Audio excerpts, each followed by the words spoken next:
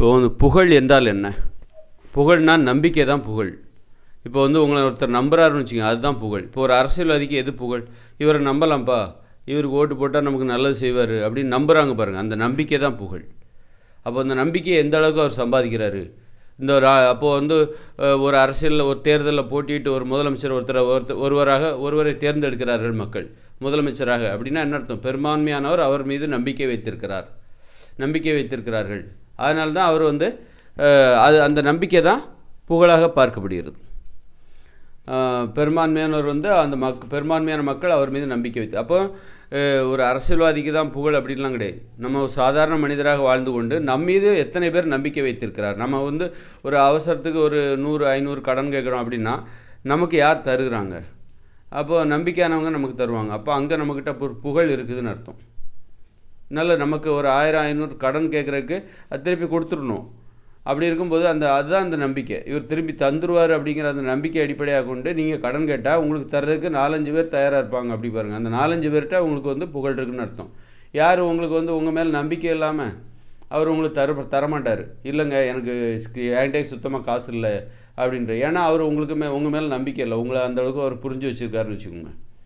உண்மையில் நீங்கள் நம்பிக்கையானவராக இருக்கலாம், அது அவருடைய பார்வையிலேருந்து உங்கள் மேலே அவருக்கு நம்பிக்கை இல்லை அப்படின்னா உங்களுக்கு அவர்கிட்ட புகழ் இல்லைன்னு அர்த்தம். அந்த நம்பிக்கை தான் புகழ். அப்போ அந்த நம்பிக்கையை சம்பாதிக்கணும். ஒரு சராசரி மனிதருக்கு ஒரு நம்பிக்கையான ஒரு 10 பேர் இருந்தால் போதும், இயல்பான ஒரு வாழ்க்கை வாழ்வதற்கு. இந்த மாதிரி தமிழ்நாடே நம்ம நம்பணும் அப்படிங்கிறதுக்கு அதுக்கு ரொம்ப கஷ்டப்படணும், ரொம்ப மெனக்கடணும். அதெல்லாம் ரொம்ப செயற்கையானது. அது வந்து எல்லாருக்கும் அதெல்லாம் பொருந்தாது, எல்லாருக்கும் கிடைக்கிற ஒரு விஷயத்தை பற்றி தான் நம்ம பேசணும். எப்போவுமே ஒரு விஷயத்தை பற்றி பேசும்போது எல்லாருக்கும் ஒரு விஷயம் கிடைக்குமா அதை பற்றி தான் பேசணும். அதனால் வந்து எல்லாரும் ஒரு முதலமைச்சரை போல் புகழ் பெறுவது எப்படி அப்படின்னு நான் பிரசங்கம் பண்ணிகிட்டு இருக்கக்கூடாது. ஒரு நடிகரை போல் எல்லாரும் எப்படி புகழ் பெறுவது, அது சாத்தியமில்லாத விஷயம். அதை பற்றி நாம் ஏன் பேசணும்? சாத்தியமாகிற விஷயத்தை தான் பேசணும், என்றைக்குமே நடக்கிற விஷயத்தை பேசணும். அப்போ வந்து எல்லாரும் புகழ் பெறுவதற்கு ஒரு வழி அப்படின்னா, எல்லோரும் இப்போ முதலமைச்சர் மாதிரி எல்லாரும் புகழ் பெற முடியுமா? யாரோ 1-2 பேர் தான், 1-2 விஐபி தான் அந்த மாதிரியான புகழை பெற முடியும். அப்போ எல்லாரும் அப்படின்னா எல்லாரும் புகழ் பெறுவதற்கு என்ன வழி? அப்போ நம்ம புகழை குறைச்சிக்க வேண்டியதா? ஒரு 10 பேர், ஒரு மனிதருக்கு ஒரு 10 பேர் அவர் மீது நம்பிக்கை வைத்தால் போதுமானது. ஒரு 10 பேர்கிட்ட இருந்து அவருக்கு ஒரு புகழ். 10 பேர் வைத்திருக்கிற நம்பிக்கை தான் புகழ். ஒருத்தர் உங்களை நம்புகிறாங்க, அவரை நம்பலாம்ப்பா, நம்பிக்கைக்குரியவர் தான், நம்பி கொடுக்கலாம், அல்லது அவர் நம்பிக்கை நாணயமாக தான், நேர்மையானவர் தான் அப்படின்னு சொல்கிறாங்க பாருங்கள்.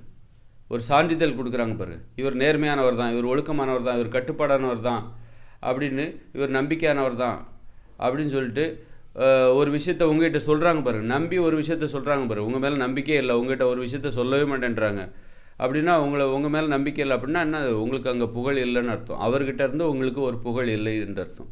இப்போ யார் உங்களை நம்புகிறாங்களோ அவர்களிடம் உங்களுக்கு ஒரு புகழ் இருக்கிறது என்று அர்த்தம்.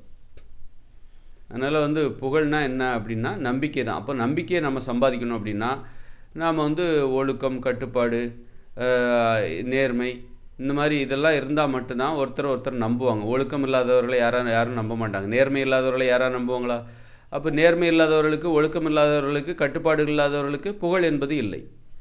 நம்பிக்கை தான் புகழ். அப்படின்னா நம்பிக்கைங்கிறது எப்படி வரும்? ஒழுக்கம், கட்டுப்பாடு, நேர்மை, இதனால் தான் ஒரு நம்பிக்கை என்பது வரும். நம்பிக்கை இருந்தால் தான் அதுதான் புகழ். அப்படின்னா புகழுக்கு என்ன அடிப்படை ஆதாரமாக இருக்கிறது? ஒழுக்கம், கட்டுப்பாடு, நேர்மை, இதுதான் வந்து புகழின் ஆதாரமாக இருக்கிறது. அதனால் புகழை பெற வேண்டுமென்றால் நம்ம ஒழுக்கமாக இருக்கணும், கட்டுப்பாடாக இருக்கணும், நேர்மையாக இருக்கணும்.